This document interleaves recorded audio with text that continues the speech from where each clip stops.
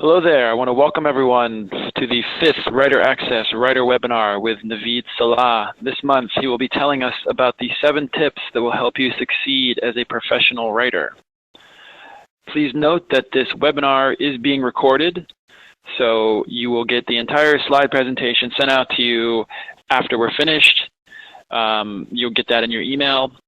The format this time will be Naveed presenting his 7 tips for the first 35 minutes or so. After that, we'll have a 15-minute Q&A at the end, so you can submit your questions in the chat box, and I'll send them over to Naveed, and we'll hear what he has to say about them.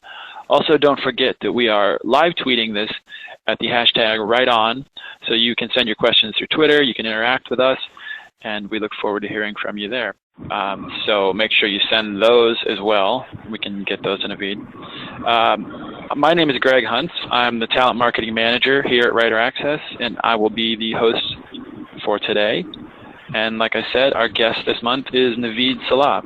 Naveed is a medical writer and best-selling author, as well as an instructor, course developer, and consultant at Writer's Digest. He's also the head writing coach at the San Diego Writers Institute, and much more. Before we get started, before I turn it over to Naveed, though, we have a poll question to kind of gauge where everybody stands on how often do you use tools such as Hootsuite to manage your social media posts.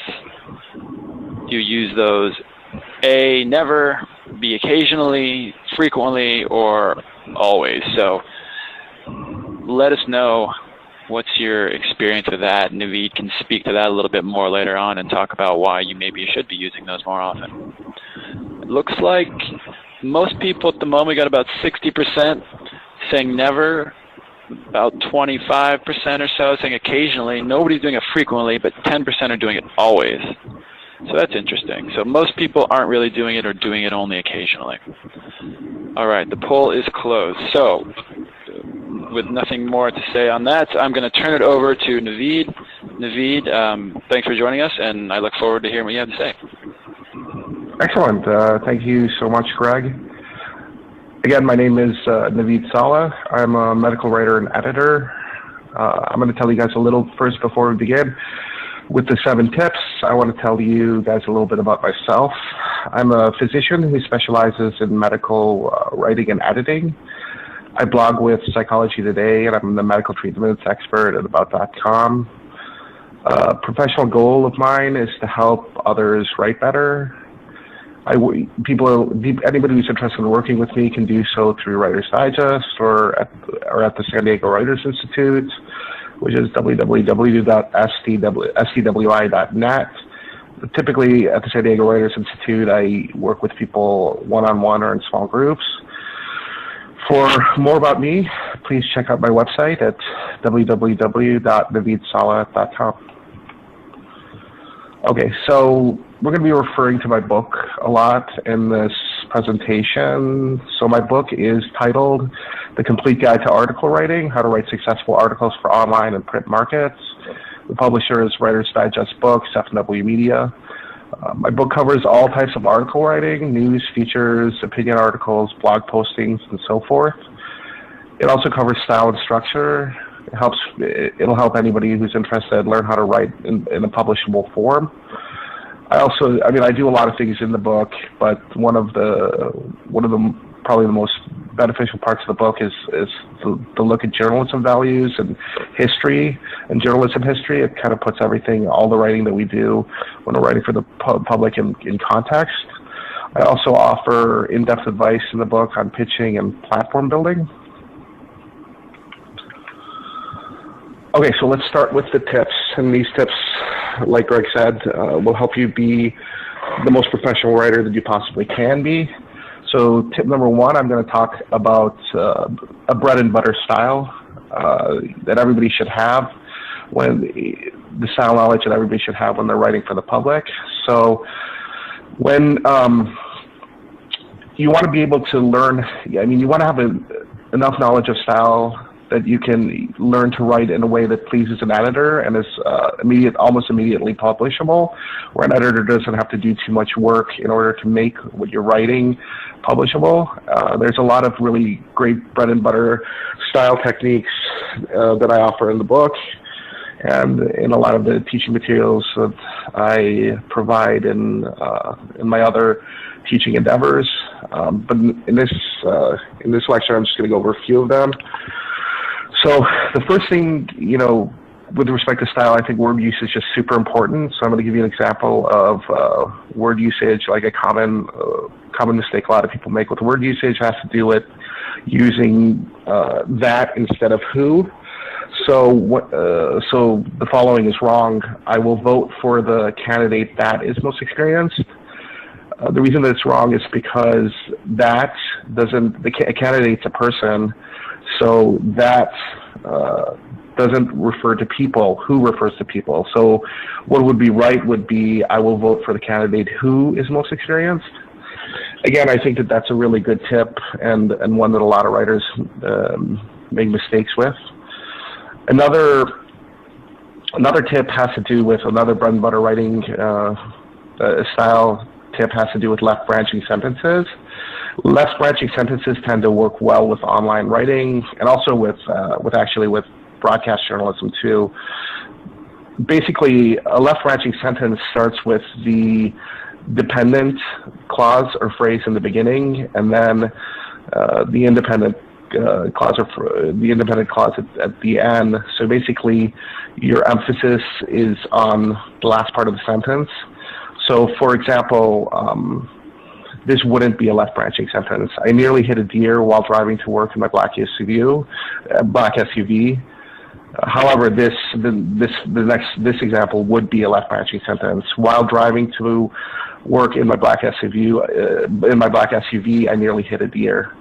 And again, as long as things sound right, it's a good idea to use left branching sentences. Nevertheless, if it sounds weird constructing a left branching sentence, you don't have to. This is just more of a general tip. So let's go on to some more bread and butter style techniques. Continues, bread and butter style techniques continued. So when you're writing, you want to make sure that the pronouns that you use have clear antecedents. This is another problem I see a lot with the people who I teach. They don't necessarily always have clear antecedents with what they're writing. So, for example, Tom spent 6 months studying for the bar exam. This helped him pass the bar. So this is a pronoun, but it doesn't necessarily have a clear antecedent. So it's better to clarify this antecedent. So, because you really don't know what this refers to. So this would probably be, the following would probably be a better construction. Tom spent 6 months studying for the bar exam. This hard work helped him pass the bar. Okay, so the next tip has to do with transitions. Transitions are really, really important when you write. They kind of glue the sentences that you have in your articles together. So these are some common transitions, and I talk a lot about transitions in the book. But some of the transitions that I normally use, that professional writers use a lot, are, for example, furthermore, additionally, first, second, and third. And please note that don't write firstly, secondly, and thirdly, because that's wrong. A lot of people write firstly, secondly, and thirdly for use with transitions, and that's not right. So this next tip probably goes back to word usage again, and I'm just giving an example of a word usage tip, taking a look at the difference between insure, and assure. Insure means to guarantee somebody. Insure is like insurance, like Geico insurance, and assure means to make somebody confident in something. So again, these words are different. Don't use them synonymously. Another style tip that I want to give you guys has to do with semicolons. People don't really use semicolons properly a lot. I think people think that they're just they can use semicolons in order to interchangeably with commas, and that's not true. You want to use semicolons to separate items in a list with internal punctuation, like a series within a series. That's one way of using semicolons. Or You can use semicolons to connect two sentences with closely related ideas. Okay, so for the last slide, little bit on the bread and butter style tips. You want to consider, another tip has to do with replacing some prepositions with verbs. I think this is kind of something that I see a lot. It's always better to use a verb when you can, and a lot of times you can switch out a preposition for a verb. So, for example, we choose participants by random sampling techniques, but a better option would be we choose participants using random sampling techniques. Okay, so those are just some really brief, that's a really brief look at some style points, and obviously there's a lot more in the book and all that, and you know, definitely I think people should master style in order to become professional writers and become successful professional writers. You really should master style to begin with and spend a lot of time studying it. Okay, so let's move on to tip number 2. Tip number 2 has to do with formatting. So you want to format your documents with clarity in mind. So one great tip for using, with respect to formatting, has to do with using headers in the documents and the articles that you write, and also using lists for organization when you write. And you want, you know, the lists the items in the list to be in parallel form. Another thing about lists is that you normally typically for the most part, people should be using bulleted lists. A lot of people use numbered lists, but not for the right reasons. A numbered list is important when there's an order to something, like a how-to article. However, that's really the only reason when, there's a first step and a second step and a third step. Don't just use a numbered list because you think it's the same thing as a bulleted list. It isn't.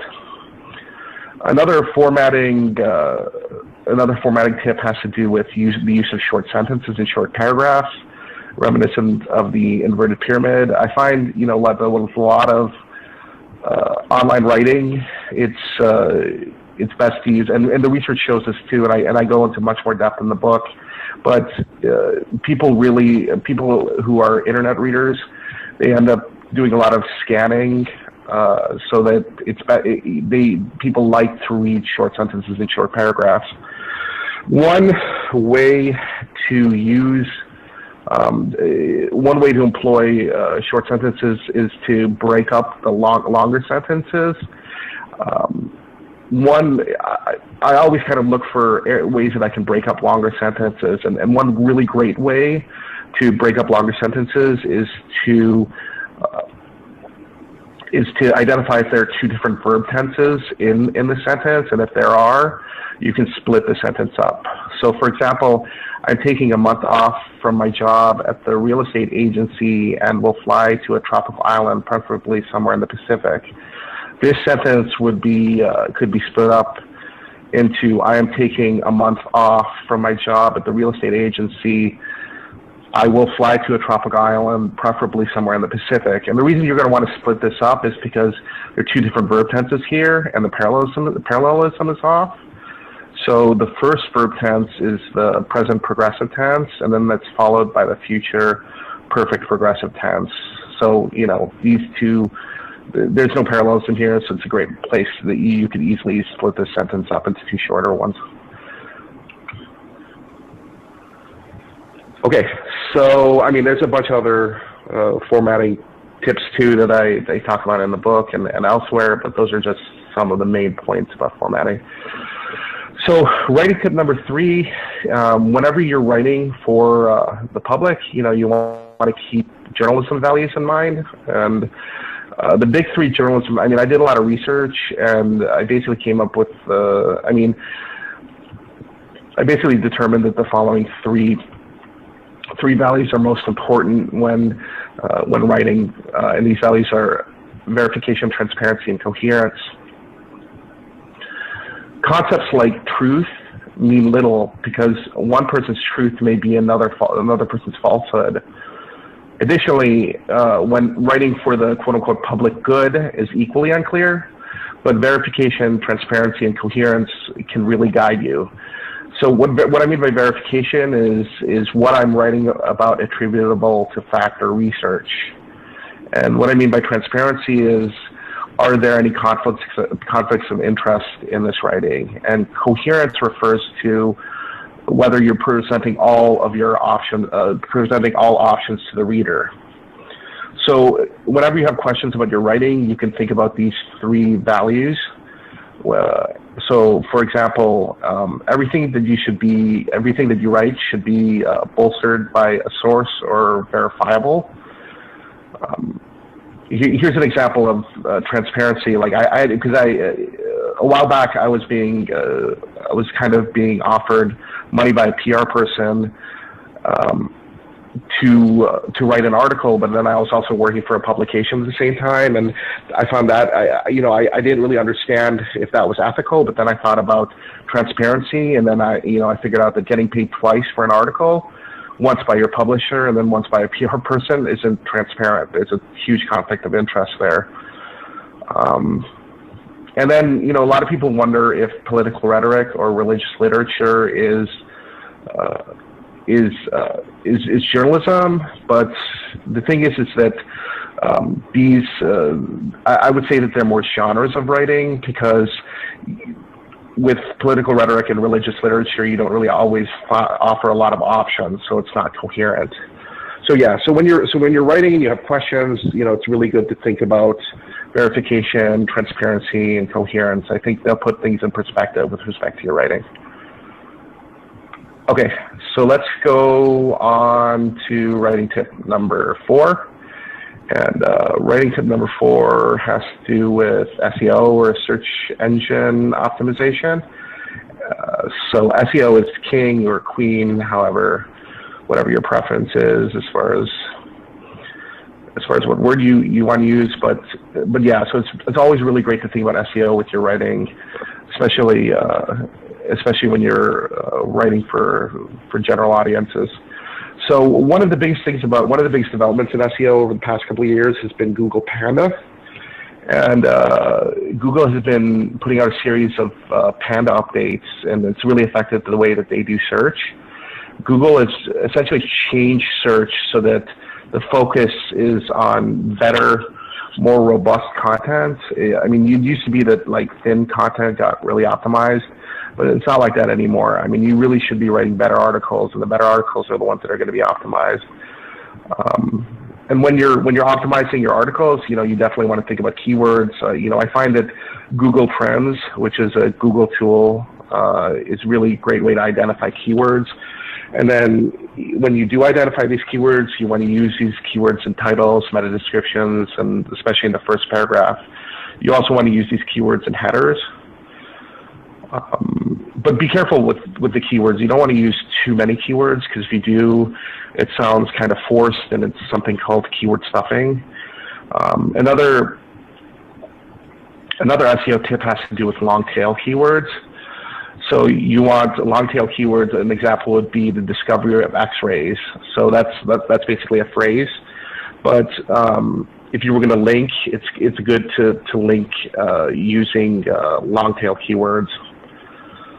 So another SEO tip has to do with keeping your titles and meta titles manageable or short.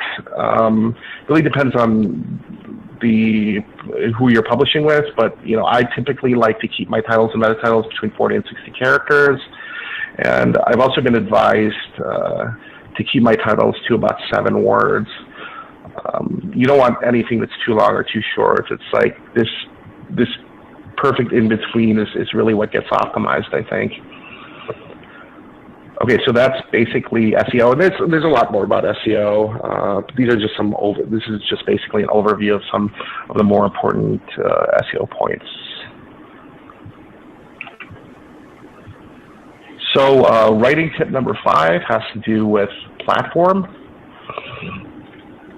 So with your platform, you really want to maximize your online presence and use basically all the tools. Most of these tools are free, but you want to use all the tools that you possibly can in order to make sure that you're properly promoting your work.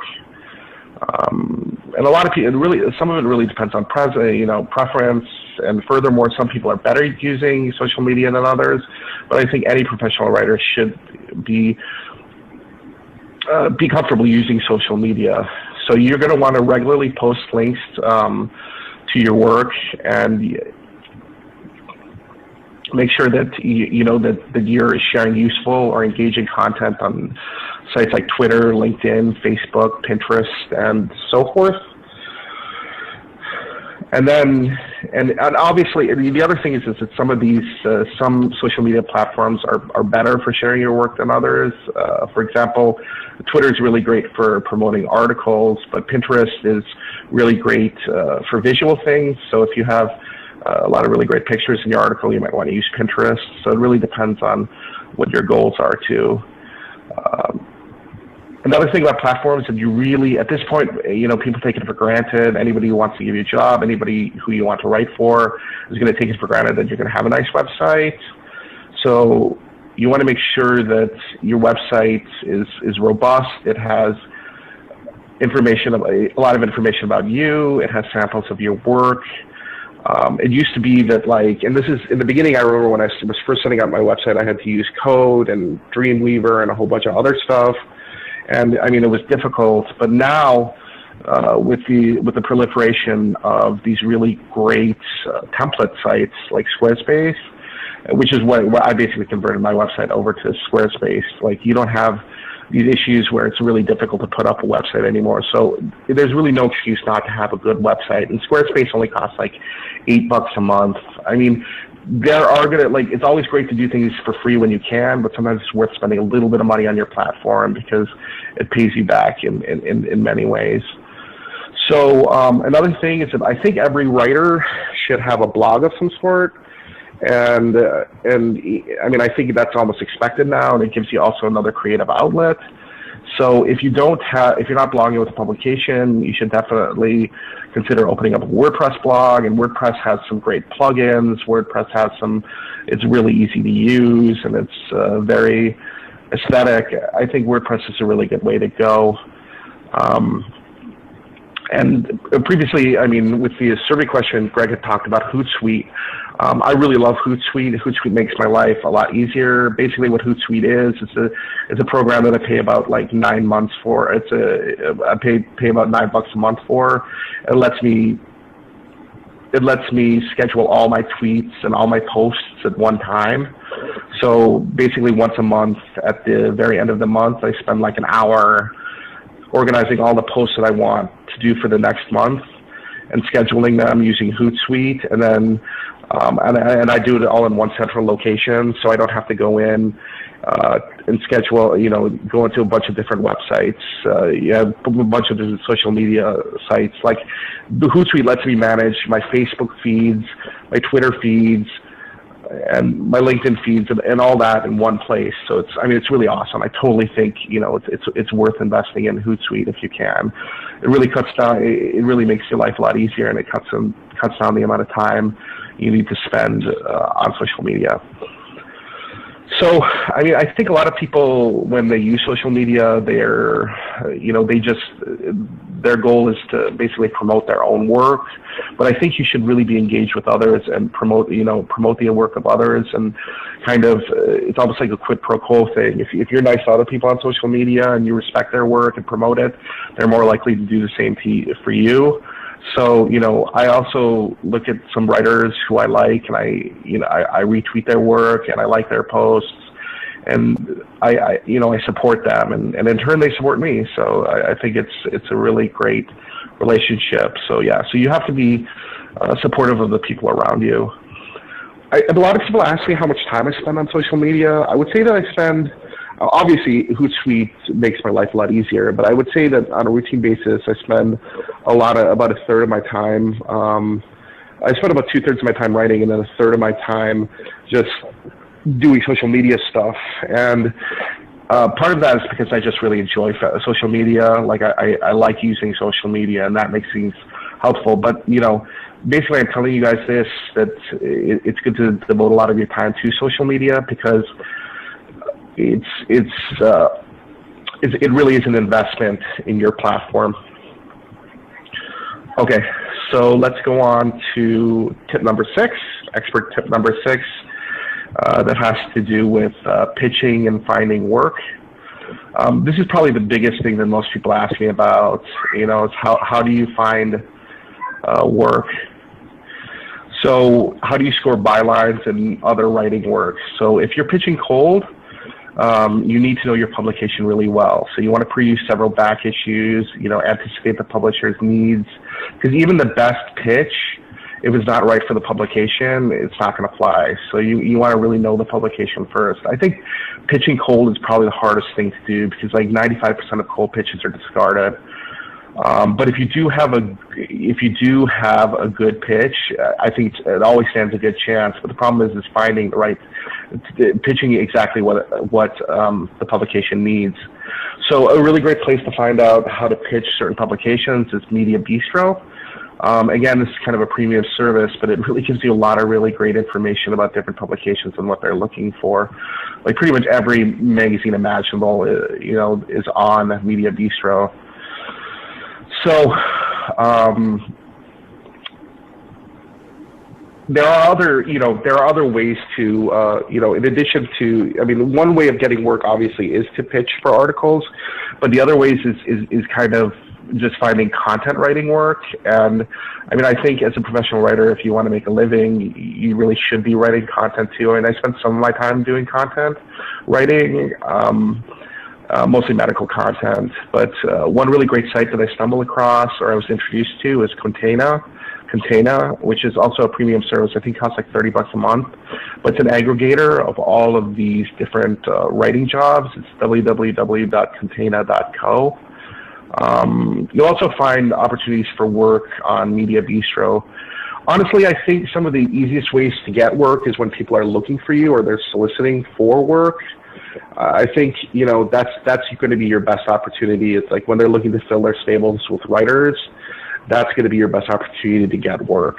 So a lot of people wonder about how much they should charge. I think that's a really difficult question to answer. It really depends on you. But what I can say is that if you are going to, you should make sure that you set a price and make sure that the price is reasonable and stick to your price. You don't want to charge too much or you don't want to charge too little. You're going to find something just right. Another tip that I give a lot of people, especially when they're beginning, is if they want to pick up some bylines, association magazines are really good places to be able to work with an editor and be able to successfully pitch. University publications are another kind of easier place to get your articles accepted and work with an editor. So so I'm really, in the beginning of my career, I did a lot of association magazine works, and I did a lot of university publications. I think as my career evolved, I was able to move over to bigger publications. But in the beginning, association magazines and university publications were really key to my success. So let's move on to writing tip number 7. It's the final tip. Basically, with writing tip number 7, it's important that you find your voice and cultivate your own distinct voice. So when I say voice, I think a lot of people don't understand the difference between style and voice. So style, as we had discussed previously in the first point, in the first tip of this lecture, style has to do with accepted conventions of writing. They're the quote-unquote rules that we follow when we write. But voice is the distinct way that you put words together. It's something that's unique to you, and it can take a lot of time to find your own voice. But I think once you find your own voice, that's going to be the biggest marketable factor in your career. If people like your voice, you can be very successful. One of the greatest ways to learn how to develop or cultivate your voice is by working with a really good editor, because an editor can help you find your voice. I think over time, after working with a bunch of different people and we're writing for a bunch of different publications, you almost take it for granted that you have a voice. But in the beginning, it can be very difficult to find your voice. With your voice, you always want to keep things entertaining and engaging. I think people don't necessarily always appreciate that writing is supposed to be not only informative, but also entertaining. So you want to make sure that your voice is entertaining. Just because, I mean, voice is somewhat subjective, but you're still going to want, even with your own distinct voice, you're still going to want to use facts to support your arguments. So, I mean, having your own voice doesn't give you like carte blanche not to use facts to support your arguments. I mean, voice is just a way to write. So, and with my voice, I like to shift the focus away from me. Ultimately, I choose to write about others and not myself because I think that there's a longevity in writing about others. I really stay away from first-person leads. I don't really talk about myself too much in my writing. I mean, occasionally. I mean, I think with blog postings, a personal tone is good, but that being said, I've always been much more interested in writing about others than writing about myself. And I see, I mean, more recently there's been a lot of interest in memoirs and stuff like that, but my success has always come with shifting the focus away from me onto my audience. So yeah, so those are basically, thank you so much. Again, my name is Naveed Saleh. You can learn more about me on my website.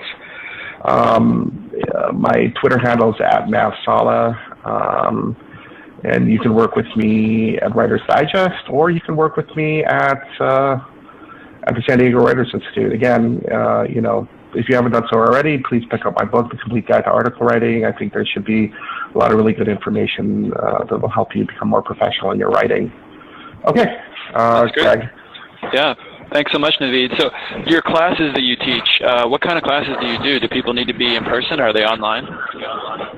Oh, they're online. They're through Writer's Digest University. I teach writing online content, which is a course that I developed. I also teach advanced blogging. So those are the two courses I teach at Writer's Digest University. Oh, that's interesting. So for your blogging class, how does that differ from what you would teach somebody for content? I think that the blogging class, I didn't develop the blogging class. I just kind of teach because the person who developed it, I think, is pretty busy. So I just kind of took over that. I inherited that course. But I think that the blogging class really looks at, the advanced blogging class really looks at a lot of WordPress. So that really centers on WordPress. But the writing online content class that I teach at Writer's Digest University, that looks more at style and article writing. So basically the advanced blogging class is pretty much centered around WordPress. Interesting. So in addition to picking up your book, which I'm sure is full of wonderful tips and everybody should get, how should other people improve their usage and grammar? You talked about that being kind of a foundational thing that everybody needs to get better. Do you have any other tips for just where people can go or what they can do to improve that? Yeah, I mean, a lot of it has to do with just understanding the style guides. I mean, even at this point, I'm always learning. So occasionally, early on in my career, I used to read a lot of style guides. I'd read, casually, at the end of the day, I would pick up the Chicago Manual of Style and read some, or I read the AP style book. So, I think, it's really good to have, or, with respect to medical writing, which is a lot of what I do, is just to get your hands on the style guides and read them. I mean, I think that that's the best way to really learn style, is to immerse yourself and study it. So I think if another really great way to teach yourself is just by getting the style guides. Yeah, definitely good resources. Are there any, you talked about formatting too, are there any formatting things that you see people getting wrong a lot? I know you mentioned the bullet points. Is there anything else that you think? Yeah. I think a lot of people end up, here, this is the thing though, overall, a lot of people use, one of my biggest pet peeves is when people use a lot of bold. Because I think italics is better for emphasis, not bold, and a lot of people end up using bold excessively, or people will take a header, bold it, and underline it, but I think that that's too much emphasis, I think that's overkill. So that's another problem that I see a lot among the people who I help with their writing. So like, yeah, so if you've got a header, all you really need to do is you can either bold it or just use title case. You don't necessarily need to bold it, underline it, and do whatever else, you know? Mm-hmm. Interesting. So a really important question here. Where do you stand on using the Oxford comma? Oh, okay, yeah. I don't use it, but I mean, see, the thing is like, as a medical writer, it's weird. I guess I fall into the camp where I don't use the Oxford comma. That's just my own personal preference. But by the Oxford comma, we're referring to using the last comma, like a comma before and in a series, before the last item in a series. And yeah, so I don't really use it, but I know a lot of medical writers do because a lot of medical publications prefer using the Oxford comma. But I don't know, for me, it just never really was something that I was all that interested in. Again, I mean, it's an idiosyncratic thing. Another thing that I do that maybe other writers may or may not do is that, like, I really don't like to write out numbers. Like, so if like I use number 20, like 12 or 8, like I'll actually write the Arabic numeral 8 in my writing. Like I won't spell out 8. Interesting. Is that particular to medical writing, or just kind of a stylistic thing that you have developed? Yeah, I mean, it is kind of like, it was something that I learned when I trained, when I went to the science journalism school, and I trained as a science journalist. Like, I think that there was a lot of preference there to use Arabic numerals, but I don't know, I just find it easier. Like, I can cut down on the number of characters that I use, and it just looks better to me when I just kind of like doing it. I don't know. I mean, that's the thing. Like, style is not dogma. So, I mean, as you know, style is not dogma. We do certain things because of preference and not necessarily because it's right or wrong. So, yeah, I mean, these are just my own kind of preferences. And when you're working for clients, it's good to be adaptable and, flexible in your style and able to take on other types of style when necessary. Oh yeah, absolutely. Like, I mean, if a client has a certain preference, I mean, a lot of times, I mean, you almost have to be like a chameleon. You need to, I mean, if they have a style guide that you need to follow it. So yeah. So I mean, these style preferences that I'm discussing with you are just my own personal style preferences. But if I were writing for a client, then I would make sure that I do what the client wants. So you mentioned that you have a medical degree as well as a master's in science writing. That's a really interesting background that I think, do you recommend that other writers kind of follow that path, like get advanced degrees in, say, writing or something like that, or are they better off just going out there and writing? Should they specialize in some area like that? What's your take on that? The reason I went to science journalism school was because I really, I felt like I needed it. Like, I felt that on my own, I wouldn't be able to learn enough to become a professional writer. So for me, it was a necessity. But I think some people out there, they can train within the field, like maybe work at a newspaper or maybe work at a magazine and learn the craft on their own. But for me, I just kind of felt like I needed it. And actually it was a good decision for me. And I kind of saw that as being like, I mean, in lieu of doing residency training after medical school, I just kind of saw that as being my residency training was just by becoming a professional, like going back to school for a couple of years. And that was almost my postgraduate training. But yeah, but I think it depends on the person and the opportunities that you have in front of you. I mean, a lot of my work has to do with like bridging, making writing accessible to the public. So a lot of my work has to do with like, the way that I see it is that like, if you read the stuff, if you work with me or you read my books, then you kind of don't need to go to science journalism school because I can give you the information instead. I mean, that's very simplistic and that may not necessarily be true, but I see I don't know if you necessarily need to go, but I mean, I want to make it so that, for people who may not be able to go to science journalism school, like I'll still provide you the information. Very interesting. So how did you get started into writing? You decided after med school that you just, I'd rather do the writing, I'm going to go study, or did you start writing while you were still in med school? What was your kind of... Honestly, I never really thought that I wanted, I mean, after I did, After med school, like I just, I figured, I have a long life ahead of me, so I really want to do something that makes me that I'm passionate about. So for me, it just kind of made sense to become a writer. I mean, I really wanted to spend all my day writing and editing. After having experienced the hospitals and stuff, I pretty much figured I didn't really want to be in the hospitals anymore, in the clinics. I just wanted to be in a room by myself writing all day long. So basically, that was the reason I made the transition to medical writer and editor. But I think people find writing and people are drawn to writing for many different reasons, and mine was just a preference to be by my. I mean, I'm kind of I wouldn't say that I'm reclusive, but I like to be by myself, and I think that for that reason, I think writing makes me happy. Like I truly do like being by myself most of the time. So for that reason, I think that's why writing works well for me. Well, very good, Naveed Saleh. Thank you so much for taking the time to chat with us and give us your tips. I hope everybody checks out your website, follows you on Twitter, and we appreciate you taking the time to talk with us. Thank you so much, Greg. I definitely appreciate working. I mean, being invited to work to speak with you guys. I always like working with Writer Access. If in the future, if you guys ever need, want any more contributions from me, please tell me. Absolutely, and thanks everybody for listening in. We'll talk to you next time. Bye. Thank you, sir. Bye-bye.